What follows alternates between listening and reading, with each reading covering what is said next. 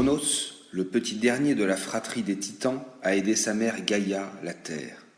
Cette dernière souffrait car Ouranos, le ciel, restait en permanence collé à elle et empêchait ainsi ses enfants de sortir au jour. Ouranos, follement épris de Gaïa, ne laissait aucun espace entre lui et la terre. Il a fallu que le titan Cronos, son fils, se saisisse de la serpe préparée par Gaïa et coupe le sexe d'Ouranos. La surprise et la douleur firent brutalement s'éloigner Ouranos, le ciel, de Gaïa, la terre.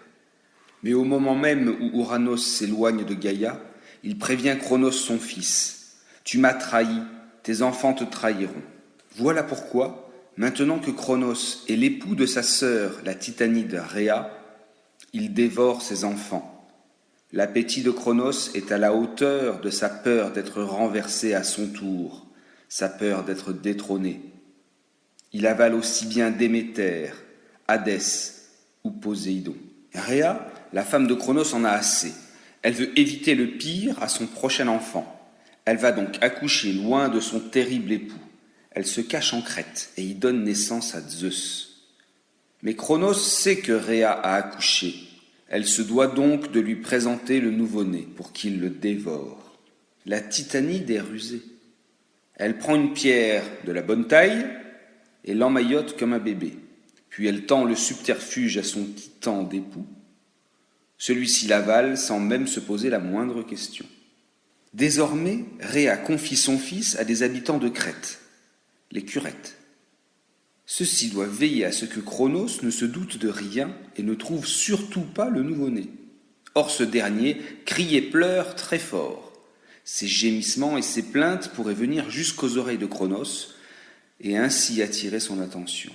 Aussi, voilà les Curettes obligées de faire un tintamarre considérable pour masquer les cris du divin bébé. Outre son caractère de pleurnichard, Zeus a un solide appétit. Il convient donc de le nourrir abondamment. Rhéa a pensé à tout. C'est à une chèvre répondant au doux nom d'Amalthée qu'elle a donné la charge de fournir le lait nécessaire à l'alimentation du dernier-né du couple titanesque. Si Amalthée fournit le lait, elle travaille en équipe avec des abeilles chargées de fournir le miel. Dans une seconde version du mythe, Amalthée est une nymphe, la nymphe chargée de s'occuper de l'éducation de Zeus. Dans cette seconde version du mythe, Amalthée vit avec une chèvre qui lui donne le lait pour le petit Zeus. Or un jour, la chèvre se casse une de ses deux cornes. Amalthée, la nymphe, ramasse alors la corne et s'en sert de récipient qu'elle remplit de fruits pour faire manger le jeune dieu. Cette histoire donna naissance au mythe de la corne d'abondance. En grandissant, Zeus comprend qu'il doit libérer ses frères et sœurs avalés par leur père Cronos. Pour cela, il va user de ruses.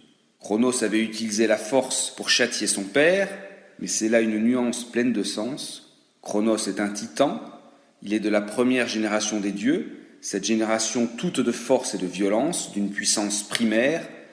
La génération de Zeus, qui va constituer les dieux de l'Olympe, est civilisée, en quelque sorte. Comment peut-il donc bien faire pour aider ses frères et sœurs ? Il se rapproche d'une sœur de Cronos, une titanide, la belle Métis. Celle-ci lui conseille de se faire passer pour un serviteur auprès de son père. Cronos ne connaît pas Zeus, aussi il ne peut pas se méfier. Puis Métis dévoile la suite de son plan. Une fois Zeus entré dans l'entourage de Cronos, il peut lui faire boire une boisson dont l'effet est de provoquer des vomissements. Zeus réussit et fait boire ce breuvage à son père. Voilà que Cronos vomit et libère du même coup les sœurs et frères de Zeus. À peine libérés, les enfants se révoltent contre ce père vorace. Il est venu pour Zeus le temps de renverser son père et de prendre le pouvoir. Il reçoit l'aide immédiate de ses frères et sœurs. Cette guerre effroyable va permettre de commencer à réorganiser le monde. Elle s'appelle la titanomachie, car il s'agit pour Zeus de renverser le pouvoir des titans, de prendre leur place. Zeus sait que cette guerre sera dure, qu'elle sera d'une inimaginable violence. Il a besoin de la force sauvage et brutale, de la force primaire. Il a alors l'idée de libérer les frères des titans pour obtenir leur soutien. Il tue la gardienne du Tartare et permet ainsi de sortir au terrible Hécatonchire, créatures immenses et monstrueuses, possédant chacune 100 bras et 50 têtes. Il reçoit aussi l'aide bienvenue des Cyclopes. Les 3 Cyclopes sont les marchands d'armes de l'époque. Ils donnent à Zeus l'arme suprême, celle qui lui permet de gagner, le tonnerre et la foudre. Mais les Cyclopes dotent les frères de Zeus d'autres armes extraordinaires. Poséidon reçoit d'eux son trident, et Hadès reçoit pour sa part un merveilleux casque rendant invisible son porteur, la cunée. Parmi les titans, seul Océan prend le parti de Zeus contre Cronos. Après d'épiques combats, la titanomachie se conclut par la victoire des Olympiens et de leurs alliés. Il est alors important de punir les perdants. Les titans sont envoyés dans le Tartare, sauf le titan Océan qui avait soutenu Zeus. Un titan est puni sans être envoyé dans le Tartare, c'est-à-dire dans le monde souterrain. Ce titan est Atlas.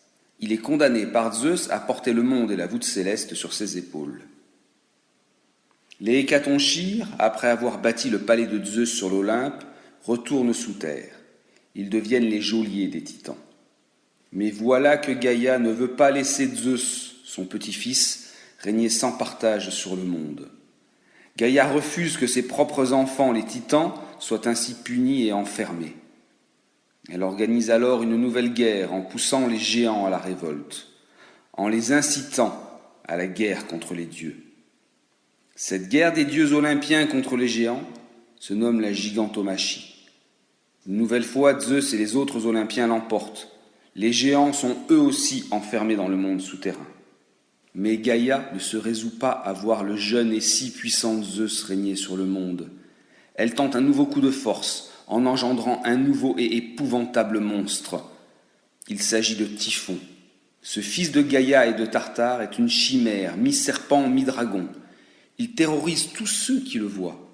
Ainsi, tous les dieux, à l'exception de Zeus, s'enfuient et vont se réfugier en Égypte. Typhon capture Zeus et le brutalise, allant jusqu'à lui couper les tendons des mains et des pieds.